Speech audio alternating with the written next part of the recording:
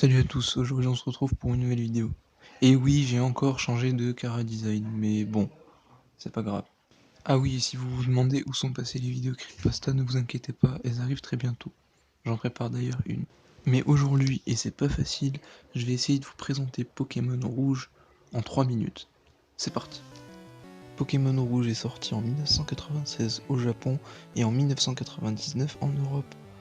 Il a été édité par Nintendo et développé par Game Freak. D'ailleurs, son concepteur, c'est Satoshi Tajiri. Le joueur contrôle un personnage nommé Red, oui bon, il s'appelle Rouge, chacun ses prénoms, qui a pour but de capturer des petites créatures nommées Pokémon dans la région fictive de Kanto. Mais Red va accessoirement battre le maître de la ligue et devenir maître Pokémon, et aussi démanteler une organisation criminelle. À 10 ans, c'est pas mal quand même. Pour ce faire, le joueur sera accompagné des Pokémon qu'il a choisis au début de son aventure. Alors dans l'ordre, on a Bulbizarre, Salamèche et Carapuce. Et j'avoue avoir un petit faible pour Bulbizarre, même si j'ai l'impression que personne ne l'aime. Le premier champion d'arène que nous rencontrons est Pierre, et le dernier adversaire du jeu est Blue. Blue, c'est le rival de Red. Parce que Blue, Red, Bleu, ouais bon. La région de Kanto compte plusieurs villes: Bourg-Palette, Jadiel, Argenta, Azuria, Lavanville, Safrania, Cramoisil, Céladopol, Carmin-sur-Mer et Parmanie. D'ailleurs, pour l'anecdote, est-ce que vous saviez que Kanto est inspiré de la région du même nom sur l'île Honshu au Japon?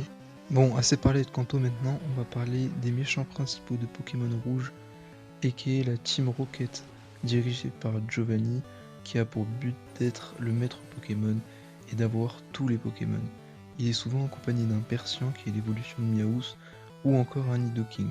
Et je ne pouvais pas parler de Pokémon Rouge sans vous parler des 4 Pokémon légendaires: Sulfura, Articodin, Elector et enfin Mewtwo. On peut retrouver Elector à la centrale, Articodin à Cramoisil, Sulfura au plateau Indigo et Mewtwo dans la grotte Azuria. D'ailleurs, j'en profite pour faire une petite aparté sur Mewtwo, car je trouve que c'est un Pokémon très intéressant. Il a été créé de toutes pièces par les humains pour être une parfaite copie de Mew. Ensuite, il s'est évadé du complexe où il était retenu et a essayé de dominer le monde.